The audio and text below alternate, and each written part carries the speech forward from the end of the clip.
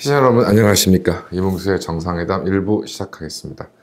이제 1부에서는 이제 요즘 여권 정치인들 혹은 야권도 마찬가지입니다만은 윤석열 현재 대통령에 대한 비판, 비난, 압박 이런 것들이 좀 난무하고 있는데 이런 부분에 대해서 제 나름대로의 생각을 좀 말씀을 드리려고 합니다. 계속 소장님을 지켜보신 분들은 잘 아시겠습니다만은 소장님께서 요즘에 윤석열 대통령에 대한 이런 비판이나 이런 것들은 아주 많이 하지는 않고 있습니다. 그래서 이게 어떤 사람들은 청개구리 아니냐 이렇게 이야기를 합니다만은 이게 어느 정도 필요할 때 빛과 소금이라는 것이 널려 있으면 크게 의미가 없을 거고, 또 이게 사실 의미 있는 비판이어야, 그러니까 이른바 건설적 비판이어야 이게 사회나 국가가 올바로 갈 수 있는 데 도움이 되는 것이지, 감정적으로 혹은 약간의 인기를 얻기 위해서 내지는 대통령이 인기가 없으니까 여기에 힘을 보태는 것은 사실 아무런 의미가 없는 것이죠. 그래서 저는 그런 차원으로 이해하고 있고, 그것보다 윤석열 개인에 대한 비난 이런 것들을 이야기하는 것보다는 결과적으로 지금 계속적으로 지금 현실화되고 있는 국가 위기에 대한 방안을 계속적으로 말씀하시는 걸로 저는 이해하고 있습니다. 약간 지난 얘기이긴 합니다만은 안철수, 최재형, 유이동, 김웅 이런 여권 의원들이 최상병 특검 찬성을 천명을 했습니다. 그 다음에 이번에 총선에서 당선된 나경원 의원 같은 경우는 4년 중임제 개헌을 주장하면서 임기 단축까지, 현직 대통령 임기 단축까지 고려할 수 있다는 내용을 언급한 후에 임기 단축에는 반대한다라고 해서 입장을 좀 정리한 것으로 보이고요. 앞서 말씀드린 것처럼, 저도 말씀드린 것처럼 한동훈, 유승민 등은 알리테뮤 규제를 이른바 소비자권 이런 명분으로 반대를 했었습니다. 그래서 특히 현 여권에서 대통령 지지율이 너무 낮게 나오니까 대통령과 정부의 각을 세우는데 앞장서는 모습입니다. 더군다나 박근혜 전 대통령을 누나라고 부른다고 자랑했던 윤상현 의원 같은 경우는 김어준 방송까지 출연을 해서 뭔가 야권 쪽에 좀 알랑방구를 끼려고 하는 건지 잘 모르겠고요. 이준석은 밑도 끝도 없이 지속적으로 대통령을 비난하는 데 앞장서고 있습니다. 특히 이준석이 국회의원에 당선이 되니까 여권에서는 대통령과 대립하면은 자신의 무게감이 높아지고, 내지는 좌파가 대세를 잡았으니까 여기에 편승하겠다, 기생하겠다 이런 생각인지 잘 모르겠습니다. 그러면 현재 지금 벌어지고 있는 모습처럼 현재 대통령과의 대결 국면을 주도하면 유력 대선 주자로 가는 지름길인가? 50 이후에 이런 전직 대통령들을 쭉 보면 노태우, 김대중, 김영삼, 이회창, 박근혜, 윤석열, 이재명, 그리고 현재 한동훈까지 유력 대선 주자로 언급되고 있는 사람들입니다. 대통령을 꿈꾼다고 한다면 도대체 과연 현직 대통령의 힘은 고려하고 있는지 좀 의문입니다. 노태우 전 대통령 같은 경우는 누가 뭐라 그래도 전두환 전 대통령의 아바타죠. 전두환 대통령이 보안사령관을 역임하면 거의 바로 이어서 노태우 전 대통령이 보안사령관을 지내고 이런 식으로 정말 절친을 넘어선 정말 아바타라고 해도 과언이 아닐 정도에서 서로 양자간의 관계였는데, 그런 차에 이른바 소위 6.29 선언으로서 노태우가 정치인으로서 크게 성공하게 되는 계기를 마련하게 됩니다. 그러나 나중에 전두환 전 대통령 및 그 측근들로부터 이른바 6.29 선언이라는 것이 당시에 보도된 거나처럼 선전된 것처럼 노태우 전 대통령의 독재적인 결심 이런 것이 아니라 전두환 전 대통령의 어떤 차관 쪽 속에서 조율 속에서 나온 것이 후에 밝혀졌습니다. 이렇게 해서 그 당시의 민주화 열기가 팽배한 가운데 치러진 대선에서 신승을 하게 되는데요. 대통령이 당선된 후에 88년도에 바로 총선이 치러지게 되었습니다. 당시 선거구제를 가지고서 설왕설래가 많았는데, 5공화국 헌법의 체제에서의 중선거구제를 소선거구제로 변경하는데, 당시 평화민주당 총재였던 김대중 측과 노태우 전 대통령 측이 합의함으로써 소선거구제로 총선이 실시되었는데 이게 여소야대의 국면으로서 이제 우리나라로서 경험하기 힘든 집권하고 있는 대통령 소속 정당이 국회에 과반수가 되지 못하는 초유의 사태를 이제 겪게 되었습니다. 이걸 뭐 과연 당시에 이른바 노태우 전 대통령의 측근들이 일부러 이렇게 했는지는 모르겠습니다만은 이러다 보니까 이제 이른바 88년도에 국회가 개헌부터 50 청산의 문제가 핵심적으로 떠오르게 되었고 이것이 뭐 50 청문회 등으로 전두환 전 대통령 측과의 이제 갈등으로 이루어졌으며 이제 이러한 여소야대 국면 속에서 뭐 집권 세력이 할 수 있는 것이 마땅히 없다 보니 이제 민자당이라는 3당 합당을 이제 마련하게 되었고 그러다 보니 이제 호랑이를 잡으러 호랑이 굴에 들어간다는 김영삼 대통령 측에 의해서 이제 점점 오히려 세력이 줄어들다가 뭐 결과적으로 정치적으로도 몰락했고 이후 김영삼 대통령에 의한 사법적인 판단까지 이루어지게 되어서 뭐 완전히 몰락하게 됩니다. 그 다음에 이제 떠오르는 이제 인물이 이제 정동영 의원인데요. 노무현 정부 말기에 이제 대통령 후보, 집권당의 대통령 후보로 선출되면서 당시 이제 노무현 전 대통령의 인기가 워낙 형편이 없다 보니 노무현 대통령과 선을 긋기에 이제 나섰고 탈당을 요구하고 실제 탈당이 이루어진 것으로 알고 있습니다. 그러면서 노무현 전 대통령의 이른바 친좌파 정책에 대한 비판을 앞장서 하면서 이제 중도적인 좌파 혹은 중도적인 우파로서의 전환을 선언을 했습니다. 그러다가 2007년 대선에서 대한민국 역대 최대 표차로 참패를 했었고요.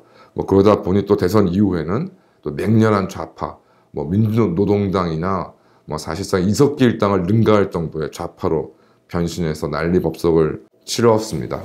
그래서 소신과 철학이 이제 빈곤한 뭐 대표적인 정치인으로서는 뭐 현재로서 살아있는 인물로 꼽자면 뭐 정동영을 꼽겠고요. 여튼 뭐 현재로서는 또 이재명 척에 원래 뭐 자신의 세력에 품었던 이재명의 도움을 받아서 또 국회의원에 당선되는 정말 참 노추의 대명사라고 해도 과언이 아닐 것 같습니다. 그런데 이것이 이제 결론적으로 아직까지 좀 문제가 되는 것은 뭐 정동영이라는 사람이 사실 노무현 대통령에 의해서 정말 엄청난 요직과 기회를 받았다는 것이죠. 노태우 전 대통령의 전두환 전 대통령에 의해서 여러 가지 알짜 보직들을 거친 것처럼 정동영은 통일부 장관, 당대표를 역임을 했었습니다. 그래서 깊은 내용은 제가 알 수 없습니다만은 노무현 정부의 뭐 지배주 중에 한 명이라고 해도 과언이 아니고 또 노무현 지지층과 구별되는 뭐 독자적인 세력도 확보하지 못했습니다. 뭐 원래 처음에 이제 대통령 국회의원이 된 후에 또 뭐 동교동계에 대한 뭐 반란 뭐 이런 것들을 이제 주도하면서 튀어나왔던 사람이라 뭐 독재 세력도 확보하지 못했었고 그래서 뭐 노무현 대통령에 대한 이제 처신으로 인해서 친노에게는 이제 역적으로 찍혔고 현재까지는 뭐 그 인식은 변화된 것이 없습니다. 아마 단편적으로 인기 없는 현직 대통령을 공격하면 자신의 지지도가 상승할 것이다 생각을 했던 것 같습니다만은 자신의 처지와 주제를 모르는 뭐 단서표적인 처사로 뭐 귀결되었던 것이고요. 뭐 이에 결국 뭐 대선 패배 이후에 이러저러한 자신의 몸부림을 쳤습니다만은 대한민국에서 유력 정치인, 대선 주자급의 정치인이라는 것은 완전히 상실해 버렸습니다. 아마 이번에 이제 국회의원이 되고 해서 한 것을 또 욕심을 부리는 거 보니까 뭐 이제 못다한 대통령의 꿈을 뭐 선수라도 늘려서 이제 국회의장을 해먹겠다라는 생각일 것으로 짐작이 되는데요. 뭐 잘 돼봐야 뭐 추미애 꼴이 나지 않을까 생각이 듭니다. 그러니까 이회창 전 대법관, 뭐 감사원장 국무총리 재직 시절에 이제 김영삼 대통령과 이제 마찰을 빚었고 이제 김영삼의 인기 하락에 따라서 이제 대선 주자로 이제 급상승을 했습니다. 아시는 것처럼 이제 일단 아들들의 가짜 병역 비리 공작 선동으로 대선에서 실패를 했었습니다.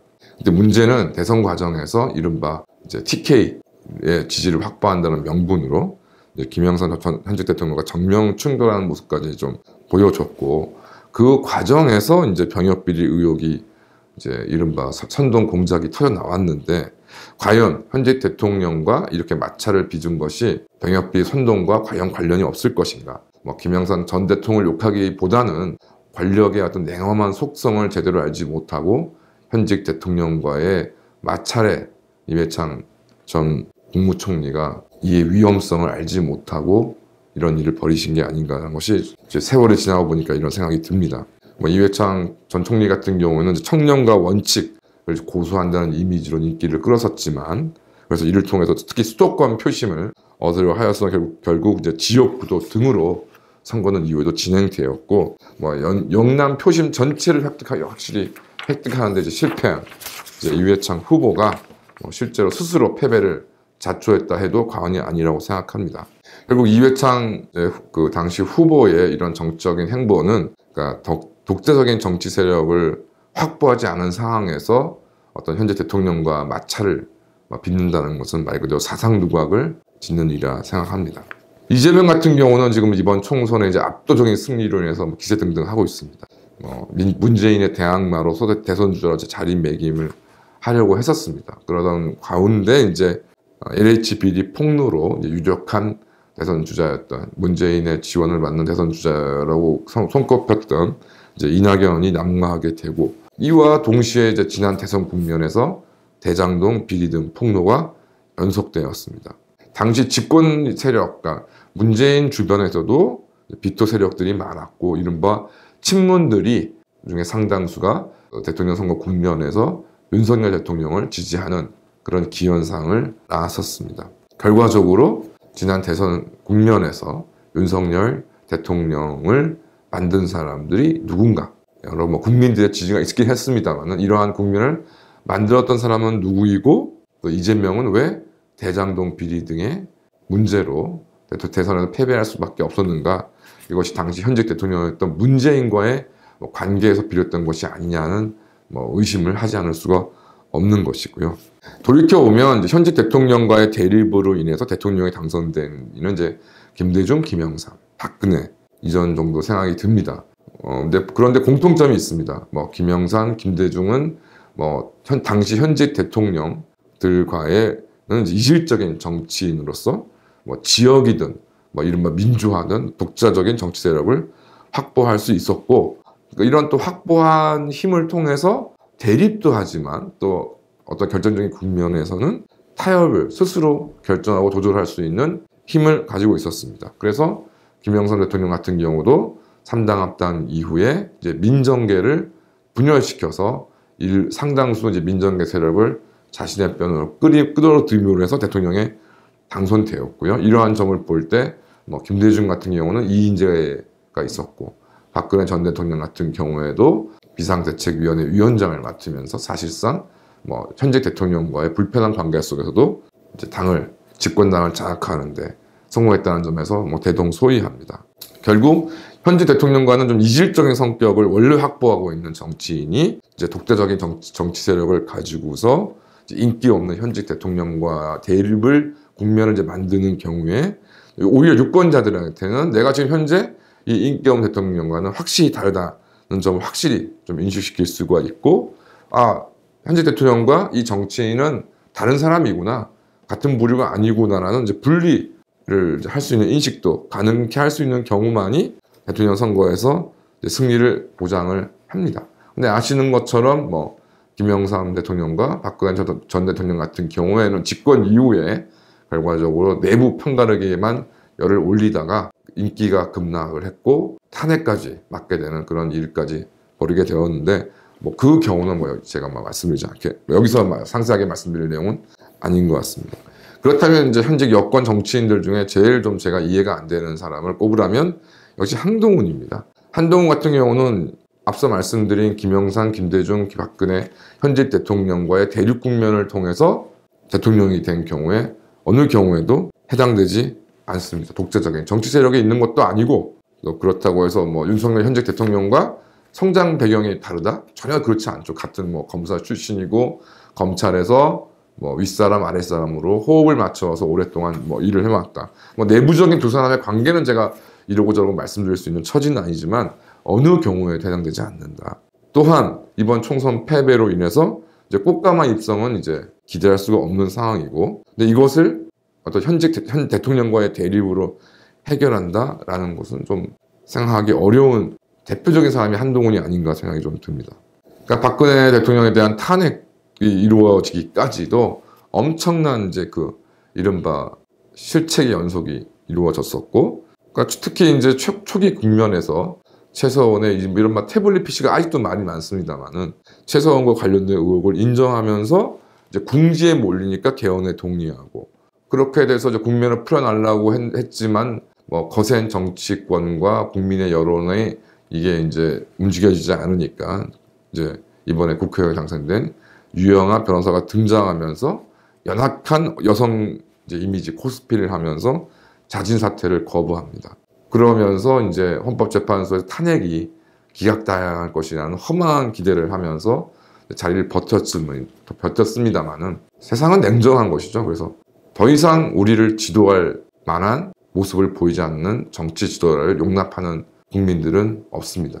박근혜 전 대통령이 나는 연약한 여성이라고 유영아 변호사를 통해서 스스로 실토하는 그 순간 정치인 박근혜의 생명은 끝장이 나게 된 것이고요. 이렇게 된 이상 탄핵이 기각당할 하등의 이유가 없지 않겠습니까? 그러다 보니 하루아침에 정말 벌거벗긴 왕이 되었습니다. 뭐 이러한 전례를 잘 알고 있다고 보여지는 윤석열 대통령이 어떤 선택하려는지는 잘 모르겠습니다. 지금 뭐 여러 가지 모습들이 과연 이건 박근혜 전 대통령에 대한 탄핵 과정, 거기에 또 본인이 굉장히 큰 역할을 했었는데도 과연 그 당시 과정들을 과정들의 본질을 좀 이해하고 있는지는 굉장히 좀 의문이 듭니다. 여튼 뭐 이런 점은 둘째 치고서라도 누가 뭐라 하여도 유권자들, 국민의 눈에는 한동훈과 윤석열은 한 몸입니다. 둘이서 광화문 광장에서 설사 주먹질을 한다 하여도 둘을 다른 사람으로 볼 사람은 거의 없지 않을까 생각이 듭니다. 만약에 한동훈이 윤석열 대통령과의 이제 대립으로 무언가를 도모할 수 있다고 생각한다면 차라리 정치를 그만두는 게 낫지 않을까 생각이 듭니다. 뭐 최근에 뭐 집값도 오르고 전셋값도 오른다고 난리인 것 같은데요. 어쨌든 주거비 상승을 포함한 이제 인플레가 지속되고 있고 뭐 이건 전 세계적인 현상이기도 합니다만은 집권당 내지는 대통령이 이에 대한 깊은 고민, 대책 마련이 눈에 보이지 않기 때문에 나머지 부분도 마찬가지고요. 만약에 이런 부분에 대한 깊은 고민이나 성찰, 성과는 둘째치더라도 그런 모습을 보이지 않는다면 현재 떨어진 인기를 회복할 방법은 정말 아무것도 없다고 생각됩니다. 이런 문제, 그러니까 민생 문제, 집값 문제, 국가적 주택 원가 공급과 같은 이런 이슈를 가지고 만약에 현재 대통령과 이제 대립을 한다면 모를까, 안철수나 윤상현처럼 현재 대통령에 대한 묘설만 떠드는 수준의 그런 비판은 누구에게도 도움되지 않을 것이다 라고 생각이 좀 듭니다. 하여튼 이제 총선 이후에도 답답한 모습을 벗어나지 못하고 있는 우리나라 정치권에 대해서 한번 말씀드려봤습니다. 감사합니다.